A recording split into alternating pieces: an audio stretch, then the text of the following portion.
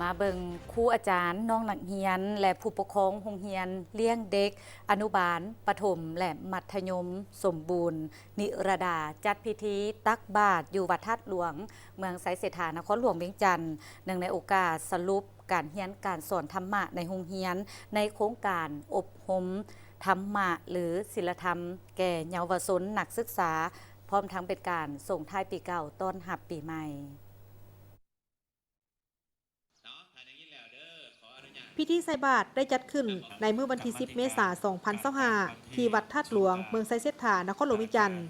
ฝ่ายสงฆ์นำโดยพระอาจารย์ศรีทนสยบงศรคณะบริหารงานประจำหัวหน้ากรรมธิการเผยแพร่ศีลธรรมและปฏิบัติกรรมฐานศูนย์กลางองค์การพุทธศาสนาสัมพันธ์ลาวพร้อมด้วยพระสงฆ์เข้าความจำนวน 70 องค์ฝ่ายเจ้าภาพเจ้าศรัทธาโดยมีท่านสิตเฮงราชพลประธานที่ปรึกษากิตติมศักดิ์ของโรงเรียนนิรดา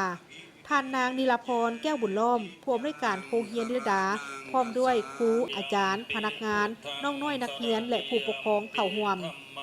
ท่านนางนิลาพรแก้วบุญล้อมผู้อำนวยการโรงเรียนนิรดาได้กล่าวว่าในการเข้าฝึกอบรมครั้งนี้แม้นเพื่อให้น้องน้อยนักเรียนได้เรียนรู้และเข้าใจธรรมะขององค์การพุทธศาสนาสัมพันธ์ลาว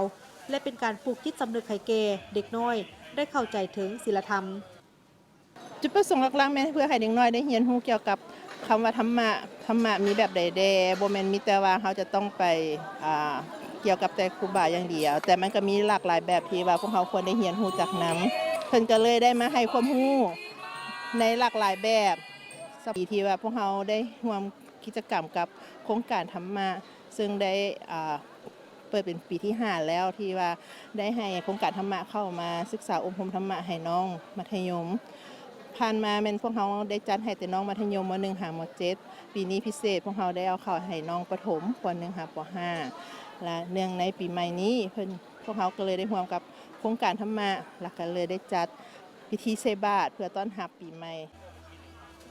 ในระยะที่ผ่านมาโรงเรียนนิรดาได้เข้าร่วมโครงการแม้นมีเพียงแต่น้องนักเรียนชั้นม.ต้นและม.ปลายที่เข้าร่วมฝึกอบรมส่วนในปีนี้ทางโรงเรียนแม้นได้ให้น้องน้อยนักเรียนตั้งแต่ชั้นอนุบาลไปจนฮอดชั้นมัธยมต้นปลายได้เข้าฝึกอบรมซึ่งปีนี้มีน้องนักเรียนเข้าร่วมทั้งหมดแม้น 1,500 คน